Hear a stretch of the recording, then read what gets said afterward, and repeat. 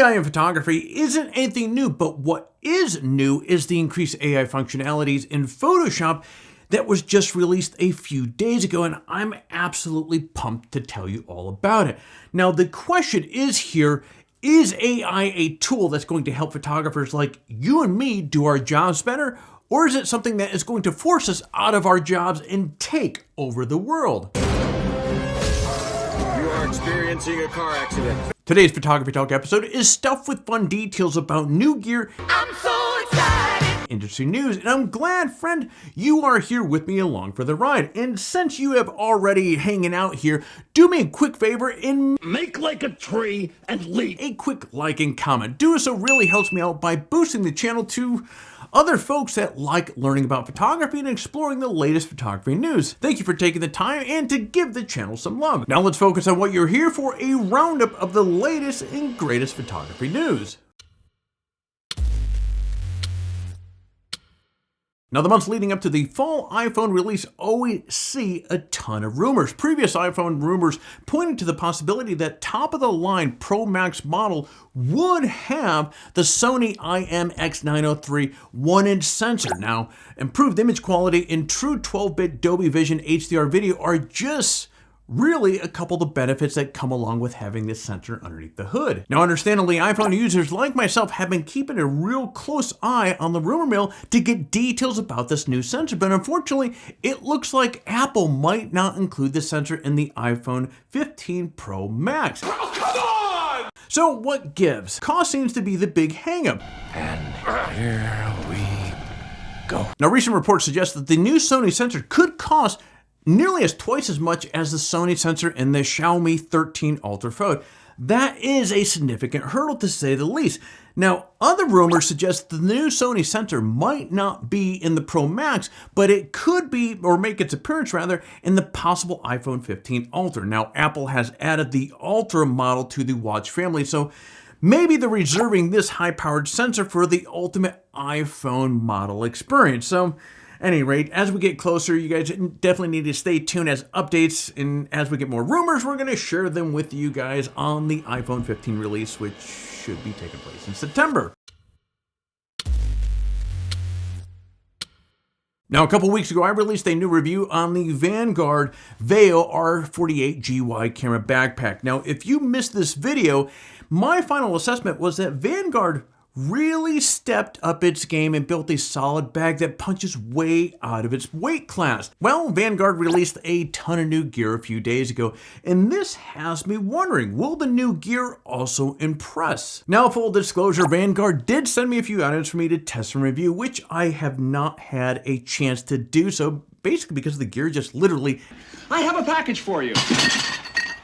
But as you can see, there are some new and interesting items here that I'm actually very excited to test out. Now, I've got the Veo 3303 CBS carbon fiber tripod, which does have a dual axis ball head, beefy 30mm legs, and a loaded capacity of 55 pounds. And Vanguard's superb multi-angle center column that allows you to change the shot angle 360 degrees in any direction. Now, I've tested Vanguard tripods with the center column in the past, and it does not disappoint. Now, in addition to this updated flagship tripod, Vanguard also has developed a new line of city bags and pouches that have content creators in mind, which is a big plus. Now, in addition to the updated flagship tripod, Vanguard also developed a whole new line of city bags and pouches that have content creators in mind. For example, the new Veo City TP28 Tech Bag is offered at a good solution for carrying your gimbal, compact camera, mics, and other small accessories that you need to create content on the go. The Veo City CB24, this is a crossbody style bag that offers space for like a mirrorless camera, a lens, and additional accessories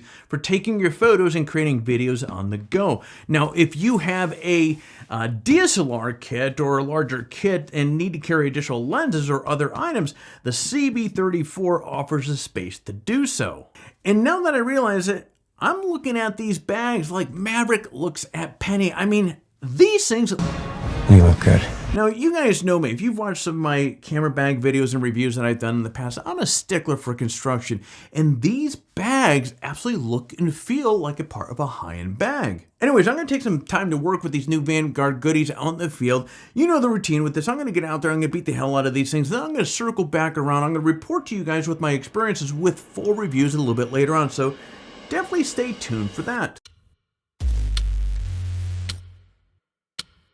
Now let's talk about the elephant in the room from before. Is AI a good thing or a bad thing for photography? Now that's a debate that will continue to rage. I'm absolutely sure of that. Now I can actually see from both sides of the coin. On one hand, you have this generative fill feature that is actually quite breathtaking and absolutely amazing.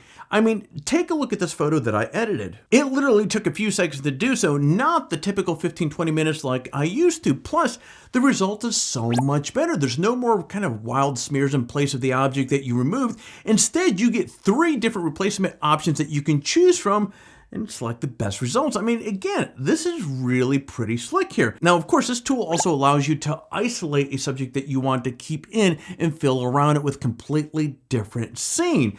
Again, this is something that's pretty easy, pretty accurate, and saves a ton of time in the process. Now, I can see why people are skeptical of AI in photography. I mean, after all, we can use AI to create images from scratch, and in some cases, those images are winning photography contests. So I have a few questions here I'm going to throw out there, and feel free to leave a comment down below with your thoughts on this. First one, are photos created by AI actual photos? Next, are the creators that make these actual photographers? And then last but not least, what about the ethics of creating fake photos? Now, those are questions we all are going to be forced to consider as the years go on. But for now, I'm gonna 100% use the generative fill feature in Photoshop, especially as it evolves and become a better tool for editing. Now, from my perspective, using tools like this really doesn't change the fact that the images I work on were created by me. I'm just using them to enhance my images. How about you? Are you all in on AI bandwagon, or are you more of against it? Let me know your thoughts in the comments down below. All right, friends, and that is all I have here for you this week for the photography news. As always, man, it's great to see you. Now, before I go shutting off these cameras, I'm going to ask you to do all the YouTube stuff, like, subscribe, and hit all notifications so you and I get to see each other again. But friends, hey, we'll see you next time. Until then, you get out there, stay healthy, and take your best shot.